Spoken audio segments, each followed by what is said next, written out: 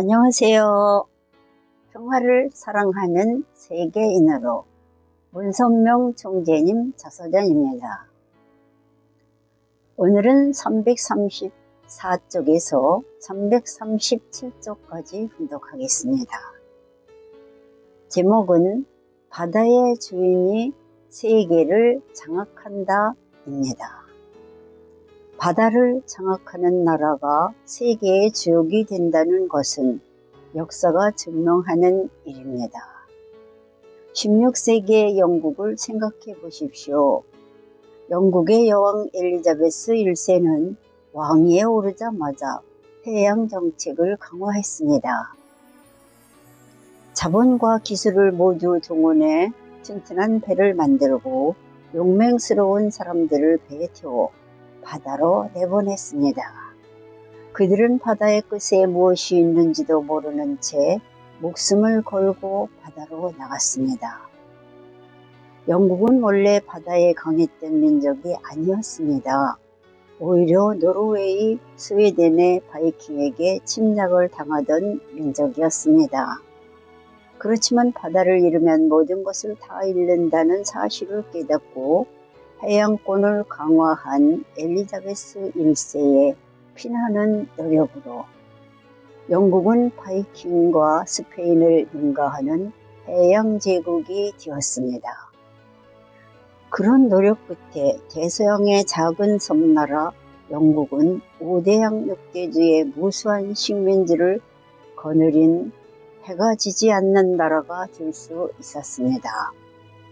영국을 중심으로 한 서양 문명은 과학기술을 발달시켰습니다. 나침판을 들고 세계의 여러 곳을 찾아다니며 깃발을 꽂아 식민지로 만들었습니다. 지식과 기술이 발달하면 할수록 세상 모두를 자신의 것으로 만들어 갔습니다. 그렇지만 우리나라를 비롯한 동양은 그렇지 않습니다. 정신을 중요시한 동양 세계는 물질을 위해 정신을 버리지 않습니다. 물질과 정신이 충돌하면 차라리 물질을 버리는 곳이 동양입니다. 그래서 그동안 동양은 서양에 비해 사는 게 힘들었습니다. 그렇지만 언제까지나 정신이 물질에 의해 지배당하지는 않을 것입니다. 서양의 물질 문명이 타락의 길을 걸으면서 동양의 기회가 오고 있습니다. 이집트를 거쳐 그리스, 로마에서 발달했던 문명이 영국과 미국을 거쳐 한반도를 둘러싼 태평양 지역으로 옮겨오고 있습니다. 바야흐로 태평양 문명권의 시대가 열리고 있습니다. 새로운 문명 시대의 주역은 우리나라를 비롯한 아시아입니다. 우리나라와 일본이 그렇게 짧은 시간에 세계적인 강국으로 급성장한 것은 아시아의 시대가 오고 있다는 것을 반증하는 것이며 결코 우연이 아닌 역사적 필연입니다. 하지만 우리나라가 세계의 주역으로 떠오르는 것을 미국이나 러시아가 가만히 두어 볼 리 없습니다.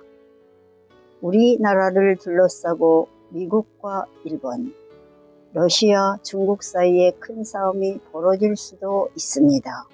우리는 그에 대비해 두 가지를 준비해야 합니다. 우선 일본과 미국을 엮고 러시아와 중국을 잇는 거대한 띠를 만들어 우리를 지켜야 합니다. 무엇으로 그 나라들을 엮을 수 있을까요? 하나 되는 사상이고 하나 되는 마음입니다. 지구촌의 인류가 인종과 국가와 종교를 넘어 하나라는 사상만이 국가 간의 전쟁을 막고 평화세계를 이루는 길을 열 수 있습니다.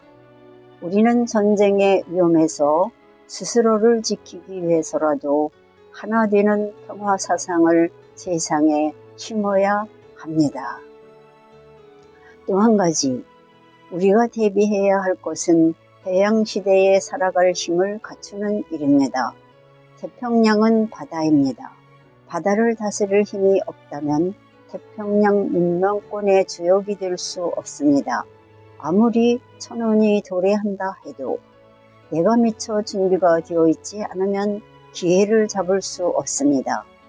우리나라가 중심이 된 해양시대가 열린다는 사실을 알았다면 마땅히 해양시대의 주역이 될 준비를 해야 합니다. 바다에는 물고기만 있는 게 아닙니다. 바다의 더 큰 보물은 바로 에너지원입니다. 석유의 매장량이 감소하면서 에너지원을 둘러싼 위기감이 나날이 높아지고 있습니다. 석유가 바닥이 난다면 인간의 문명 세계는 그대로 암흑이 되고 맙니다. 옥수수를 이용한 대체 에너지를 개발한다지만 인류가 먹고 살 식량도 부족한 형편에 그것이 가능할 리 만무합니다. 진정한 대체 에너지는 바다에 있습니다. 바닷속에 묻힌 수소 에너지에 인류의 미래가 있습니다. 지구의 3분의 2가 바다입니다.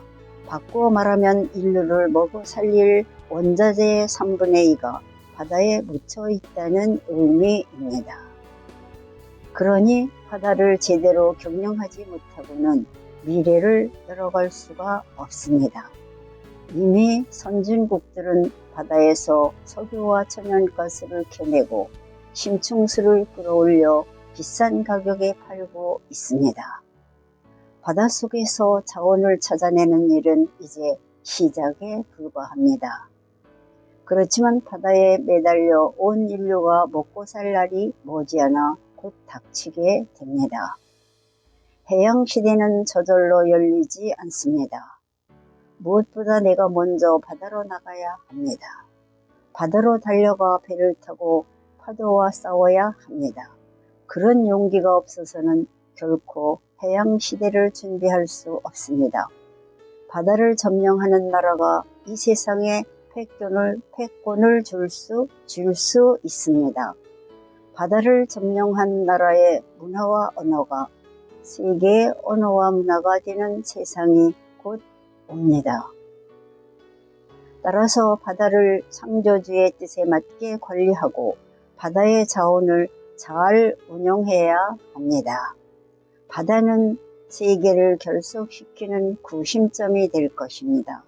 바다의 주인이 되려면 그곳에서 자유롭게 살아갈 수 있는 훈련을 해야 합니다. 나는 고기를 잡는 일을 훈련시킬 때 커다란 배 한 척에 작은 배 10척을 함께 내보냅니다. 항구를 출발할 때는 큰 배에 딸려 나가지만 넓은 바다에 닿는 순간 작은 배를 탄 사람들은 스스로 자신들을 책임져야 합니다. 바람이 어디서 어디로 부는지, 바다 밑의 상황은 어떠한지, 고기들은 어느 길로 가는지를 스스로 학습해 해결해야 합니다. 오늘은 여기까지 하겠습니다. 경청해 주셔서 대단히 감사합니다. 건강하십시오.